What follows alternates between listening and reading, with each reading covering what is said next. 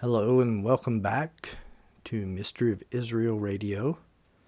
I'm Tom Quinlan, and if you'll remember, last week we were attempting to put on a biblical timeline the time of Jacob's trouble that we talked about 2 weeks ago, this time of unequaled trouble that's coming to the nation of Israel.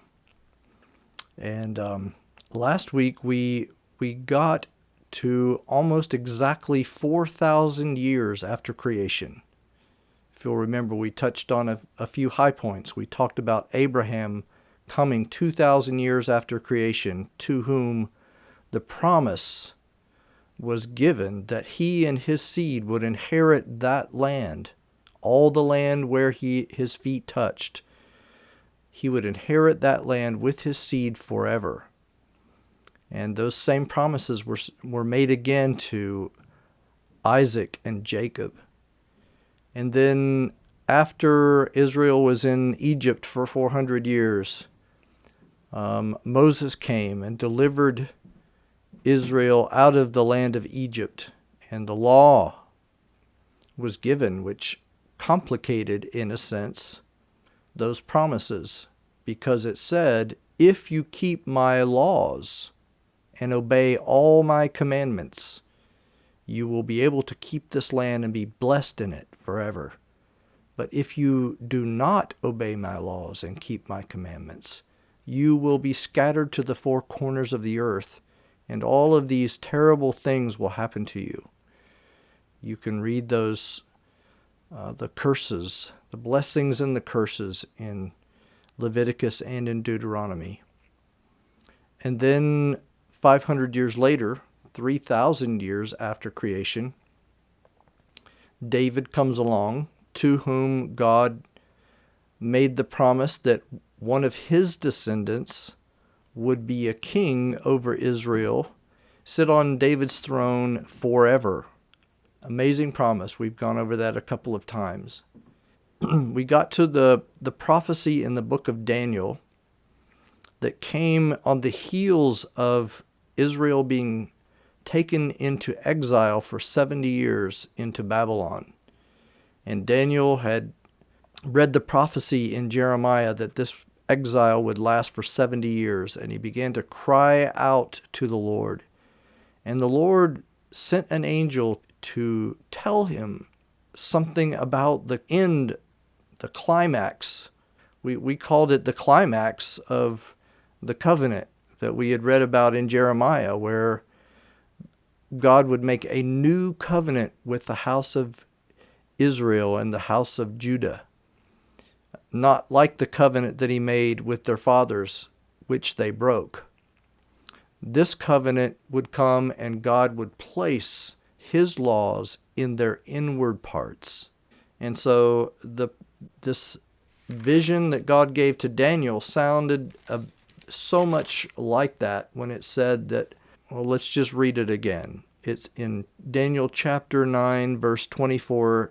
The angel told Daniel, 77s are determined upon your people and upon your holy city to finish transgression, to make an end of sins, to make reconciliation for iniquity, and to bring in everlasting righteousness, and to seal up vision and prophecy, and to anoint the most holy. That sounds like a climax. That sounds like what we're longing for, what Israel was longing for. And then we read verse 25, where it says, know and understand, Daniel, that from the going forth of the commandment to restore and build Jerusalem unto Messiah, Mashiach, the anointed one, unto Messiah the Prince, shall be 7 sevens and 62 sevens. So this brought us to almost exactly 4,000 years after creation. But it said in verse 26 that after the 62 weeks, Messiah would be cut off, but not for himself. And so I want to, before we get into the last 7, which it seems like this 400 years should be wrapping things up, or this 500 years, the 77s is actually 490 years. It sounds like this prophecy should be wrapping up biblical history. But it sounds like something terrible is happening here.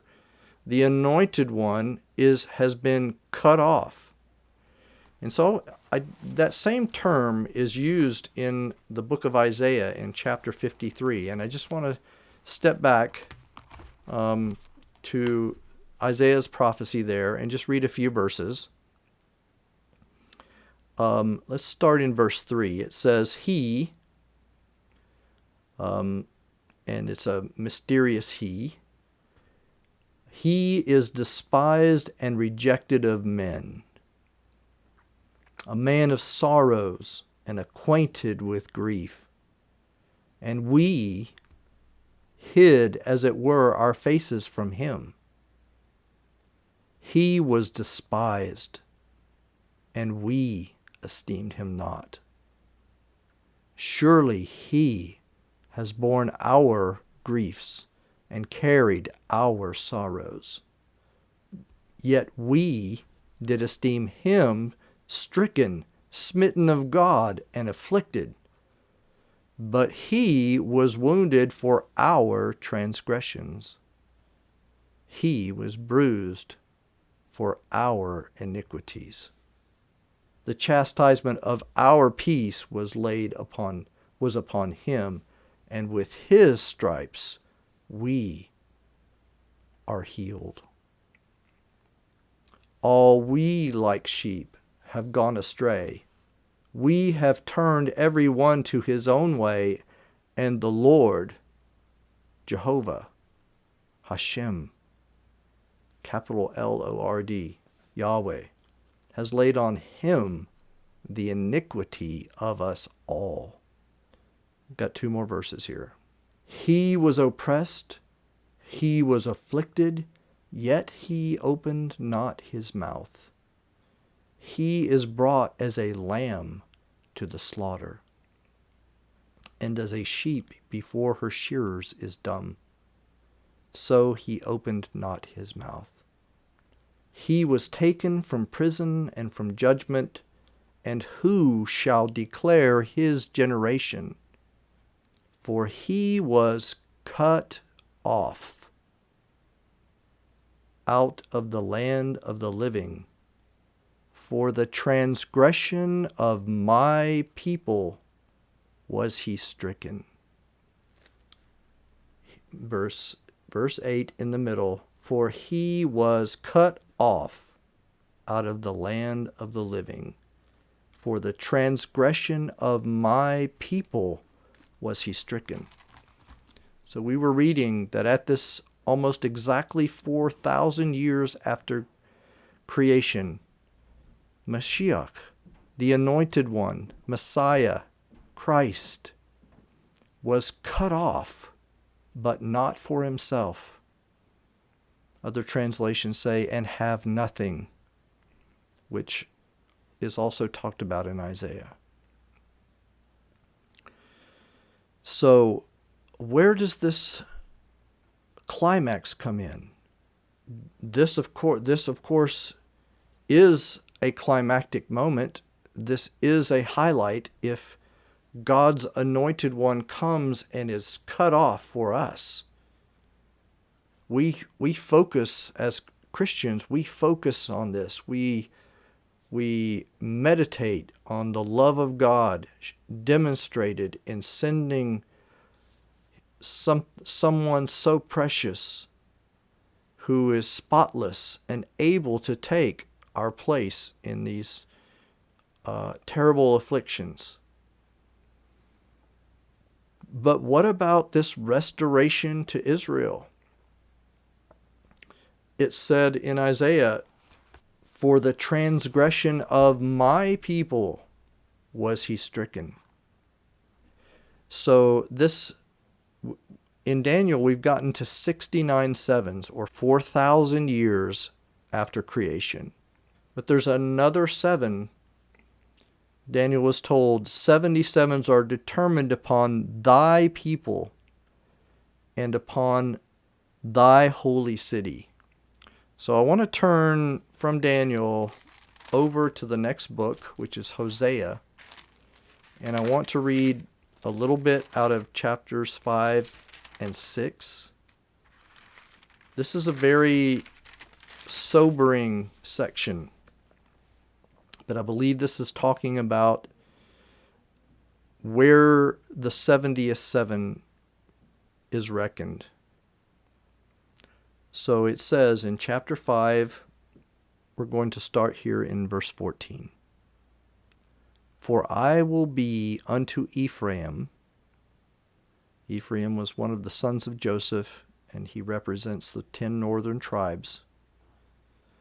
I will be unto Ephraim, this is the Lord speaking, as a lion, and as a young lion to the house of Judah, the southern tribes.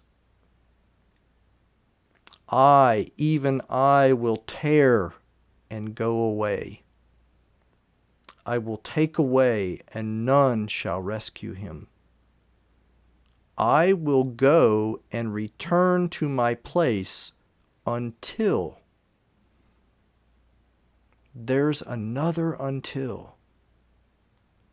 Until they acknowledge their offense.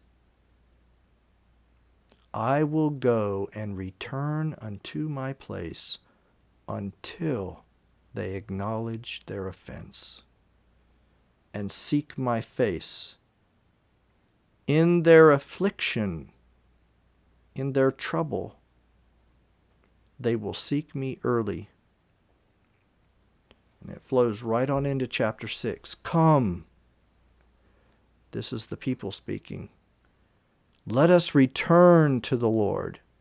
He has torn us to pieces, but He will heal us.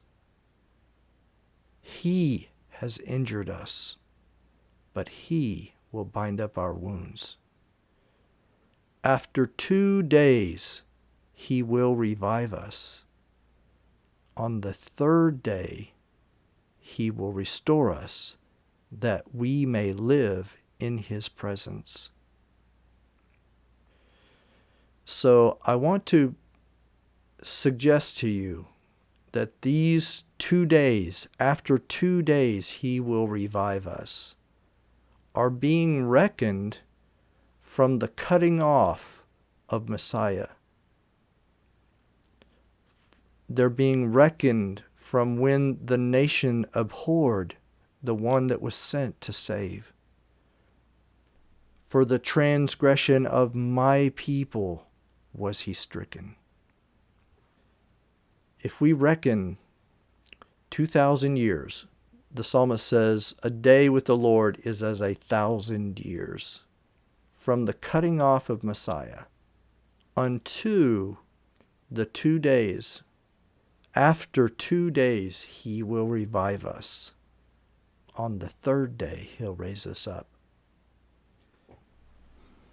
Tune in next time for more of Mystery of Israel Radio.